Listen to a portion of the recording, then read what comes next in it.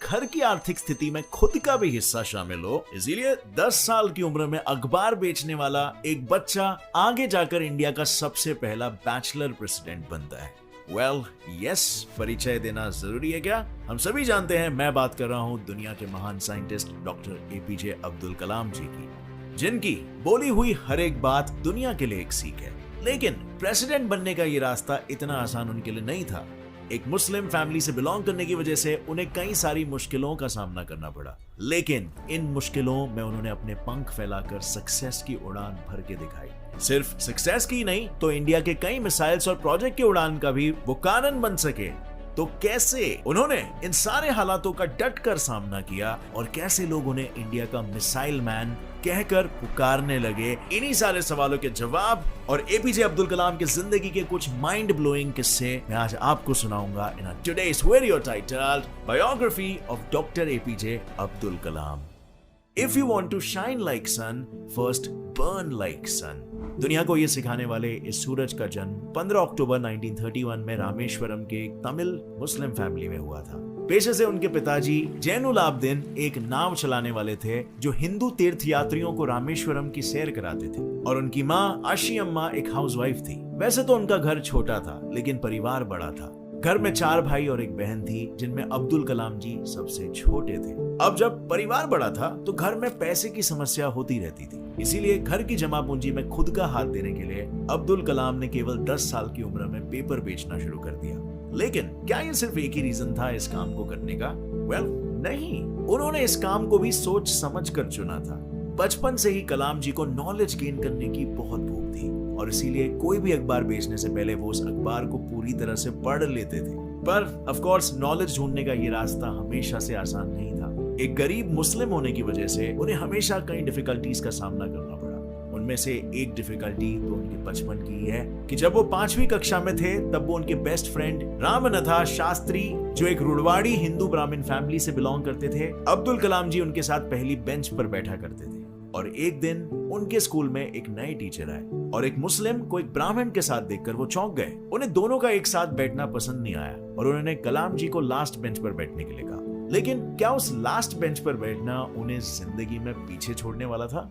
नहीं, क्योंकि उन्होंने ये ठान ली कि लास्ट बेंच पर बैठकर वो दुनिया को बदल कर दिखाएंगे। और शायद इसीलिए वो हमेशा कहते थे कि the best brains of the nation may actually be found on the last benches of the classroom. और ऐसे ही कई लाइफ लेसन्स जीते जी सीखकर अब्दुल कलाम आने वाली पीढ़ी के लिए छोड़ गए। लेकिन उनके लाइफ के ये लेसन्स और 2020 तक इंडिया को एक डेवलप्ड कंट्री बनाने का जो सपना था, वो आने वाली पीढ़ी, स्पेशली लास्ट बेंच पे बैठने वाले लोग, मैं आपको बताना चाहता हूं अब्दुल कलाम के लाइफ की एक बहुत ही इंटरेस्टिंग कहानी। क्लास के उसी लास्ट बेंच पर बैठकर उन्होंने अपना एक गोल बनाया था, फाइटर पायलट बनाने का गोल, और ये गोल बना था उनके गुरु की वजह से।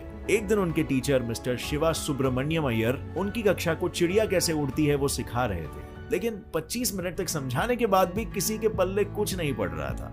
और इस पर अय्यर जी ने एक सिंपल सा सोल्यूशन निकाला। अगर थियोरेटिकली किसी को ना समझे तो उन्हें प्रैक्टिकली दिखाना पड़ेगा, और बस यही था सोल्यूशन। स्कूल खत्म होने के बाद वो सारे बच्चों को पास ही के एक समुद्र किनारे ले गए और वहां उड़ते हुए पंछियों के लाइव डेमो दिखाकर उन्होंने बच्चों को चिड़ियों की टेल की पोजीशन से लेकर उनके पंखों की शेप तक सब कुछ समझाया। चिड़ियों की वो उड़ान कलाम जी के दिमाग में बैठ गई और उन्होंने तय कर लिया कि बड़े होकर वो फाइटर पायलट बनने जैसा बड़ा गोल हासिल करेंगे, क्योंकि उनका ये कहना था कि small aim is a crime, have a great aim. लेकिन अपना सपना पूरा करने की रेस में वो हार गए।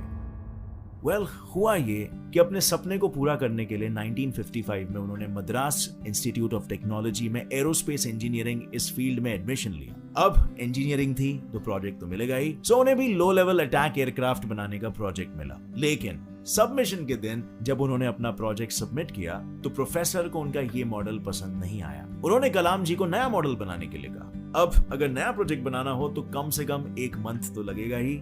ये सोचकर कलाम जी ने प्रोफेसर से 1 महीने का समय मांगा। लेकिन क्या आज तक किसी की टीचर ने 1 महीने का समय दिया है? मुझे तो नहीं मिला कभी जिंदगी में भाई। उनके प्रोफेसर ने इतने समय के लिए साफ मना कर दिया और कहा कि 3 दिन है तुम्हारे पास, सिर्फ 3 दिन। मुझे नया मॉडल बना कर दो वरना अपनी स्कॉलरशिप भूल जाओ। ये सुनते ही कलाम जी के होश उड़ गए। एंड क्या कम समय में ये प्रोजेक्ट को कंप्लीट करना कलाम जी को रोकने वाला था? नहीं, स्कॉलरशिप छीन जाने के डर से कलाम सर ने 3 दिन बिना सोए दिन रात इतनी मेहनत की कि जब 3 दिन बाद उन्होंने मॉडल पेश किया तो उनके प्रोफेसर चकित रह गए। उनके इस मेहनत पर प्रोफेसर ने उनसे एक बात कही, मुझे पता था कि 3 दिन में नया एयरक्राफ्ट बनाना पॉसिबल नहीं है, लेकिन स्कॉलरशिप छीन जाने की जुनून की वजह से तुमने इसे पॉसिबल किया। और इस इंसिडेंट से कलाम जी को एक बात समझ आ गई, to succeed in your mission you must have single minded devotion to your goal. आखिर उनके इंजीनियरिंग खत्म होने के बाद अपना सपना पूरा करने का एक अवसर उन्हें इंटरव्यू के रूप में आया, जो था इंडियन एयरफोर्स ऑफ देहरादून। इसका इंटरव्यू, लेकिन जैसे मैंने पहले कहा, उनका यह सपना अधूरा रह गया क्योंकि इस इंटरव्यू में 25 लोगों में से सिर्फ 8 लोगों को ही चुना गया।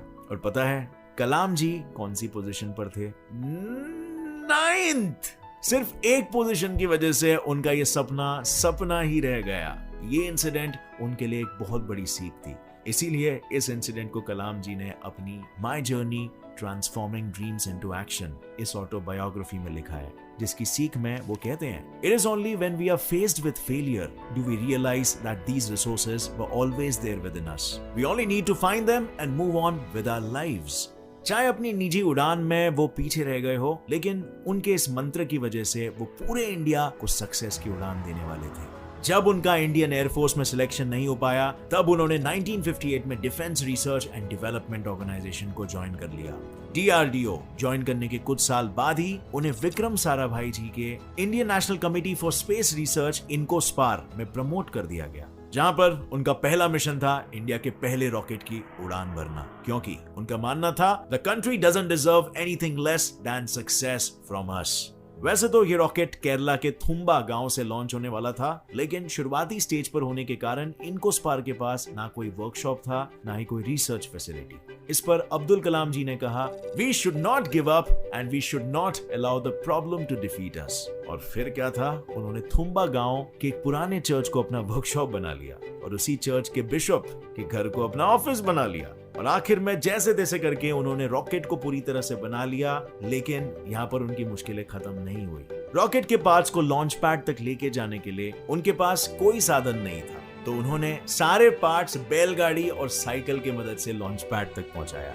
इतने मुश्किलों के बाद 21 नवंबर 1963 में इस रॉकेट को लॉन्च करके इंडिया ने स्पेस की तरफ अपना पहला कदम रखा। लेकिन जिस इंसिडेंट से एपीजे अब्दुल कलाम जी का नाम मिसाइल मैन पड़ा, वो एक सक्सेस नहीं, वो एक फेलियर था। साल 1969 में कलाम जी इसरो में इंडिया के पहले satellite project satellite launch vehicle SLV के प्रोजेक्ट डायरेक्टर थे। 10 साल के खून पसीने की मेहनत के बाद उन्होंने इस रॉकेट को खड़ा किया। प्रोजेक्ट के समय 1976 में कलाम जी के पिता की मौत हो गई और फिर भी वो अपने लक्ष्य से भटके नहीं।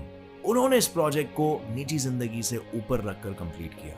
लेकिन जब अगस्त 1979 को इसे लॉन्च किया गया तो सेकेंड स्टेज में कुछ टेक्निकल इश्यूज की वजह से रॉकेट बंगाल की खाड़ी में गिर गया। अब जब प्रोजेक्ट फेल हो चुका था तो सारे लोग उन पर सवाल उठाने लगे। तब प्रोफेसर सतीश धवन, जो उस समय इसरो के चेयरमैन थे, उन्होंने इस फेलियर का पूरा श्रेय खुद पर ले लिया। उनके इस लीडरशिप की तारीफ करते हुए कलाम जी हमेशा कहते हैं, leader must have a vision and passion and not be afraid of any problem. Instead, he should know how to defeat it. Most importantly, he must work with integrity. Leader के इसी सीख को हथेली पर रखकर फेलियर के सिर्फ 1 साल बाद ही उन्होंने नए सैटेलाइट लॉन्चिंग व्हीकल SLV-3 का निर्माण किया। आखिर 18 जुलाई 1980 में उन्होंने SLV-3 से रोहिणी 1 सैटेलाइट को लॉन्च किया, जिससे India super exclusive club of space faring nations का 6th मेंबर बन गया। इस प्रोजेक्ट के बाद तो उन्होंने इंडिया के पहले इंटरमीडिएट रेंज बैलिस्टिक मिसाइल अग्नि और पृथ्वी जैसे कई प्रोजेक्ट्स को सक्सेसफुली कंप्लीट किया, जिनकी वजह से उन्हें 1981 में पद्म भूषण और 1990 में पद्म विभूषण इन पुरस्कारों से नवाजा गया। लेकिन जिस काम के लिए उन्हें 1997 में भारत रत्न से नवाजा गया था, वो था पोखरण 2। पोखरण 2 एक ऐसा न्यूक्लियर बॉम्ब टेस्टिंग प्रोग्राम था जिसमें इंडिया ने CIA के सैटेलाइट्स को चकमा देकर हमारे न्यू न्यूक्लियर बॉम्ब को टेस्ट किया था। इस प्रोग्राम के प्रोजेक्ट चीफ कोऑर्डिनेटर थे डॉक्टर APJ अब्दुल कलाम, जिन्होंने जापान और USA के वार्निंग्स के बाद भी इस मिशन को चालू रखा बड़ी चतुराई से। अब आपने 3 इडियट्स का ये डायलॉग तो सुना ही होगा, सक्सेस के पीछे मत भागो, एक्सेलेंस का पीछा करो, सक्सेस झक मार के तुम्हारे पीछे आएगी। इसका बेस्ट एग्जाम्पल है एपीजे अब्दुल कलाम। 41 इयर्स तक भारत की सेवा करने के बाद जब 1999 में कलाम जी डीआरडीओ से रिटायर हुए, तब रिटायर होने के 3 साल बाद ही उनको भारत का प्रेसिडेंट बनने का प्रपोजल आया। अब ये हुआ कैसे? मैं आपको बताता हूँ। रिटायर होने के बाद 2001 में कलाम सर अन्ना यूनिवर्सिटी में पढ़ने लगे। एक दिन लेक्चर लेने के लिए जब वो यूनिवर्सिटी पहुंचे तो उन्हें एक कॉल आया जिस पर उन्हें कहा गया कि प्राइम मिनिस्टर आपसे बात करना चाहते हैं। पर ये कॉल कोई मजाक नहीं था, क्योंकि कॉल पर उनसे बात करने वाले शख्स थे अटल बिहारी वाजपेयी, जिन्होंने कॉल उठाते ही कलाम जी से कहा, आपके लिए हमारे पास एक इम्पोर्टेंट न्यूज है। हमें ऐसा लगता है कि भारत को आप जैसे राष्ट्रपति की सख्त जरूरत है। और ये बात कलाम सर के लिए एकदम अविश्वसनीय थी, और इसीलिए उसका जवाब देने के लिए उन्होंने वाजपेयी जी से कहा कि मुझे बस 2 घंटों की मोहलत दीजिए। और उन 2 घंटों में उन्होंने विचार किया इंडिया को 2020 तक डेवलप करने का। वो ये सपना हमेशा से देख रहे थे, उस सपने को पूरा करने का ये सुनहरा अवसर था। और फिर 2 घंटे बाद उन्होंने जो जवाब दिया, उससे 25 जुलाई 2002 में वो इंडिया के 11वें राष्ट्रपति बन गए। राष्ट्रपति होने के बाद भी उन्होंने अपने टीचिंग के ड्रीम को नहीं छोड़ा था। उन्हें जब भी समय मिल जाता वो स्टूडेंट्स को पढ़ाने के लिए चले जाते थे। टीचर्स डे के एक इंटरव्यू में उन्होंने कहा था, अगर लोग मुझे एक अच्छे शिक्षक के रूप में याद करते हैं तो ये मेरे लिए सबसे बड़ा सम्मान होगा। उन्हें टीचिंग के प्रोफेशन से इतना लगाव था कि आखिर तक उन्होंने अपने इस प्रोफेशन का हाथ नहीं छोड़ा, क्योंकि 27 जुलाई 2015 के दिन जब हार्ट अटैक की वजह से वो गिर गए, तभी भी वो शिलोंग के इंडियन इंस्टीट्यूट ऑफ मैनेजमेंट में पढ़ाने के लिए ही आए थे।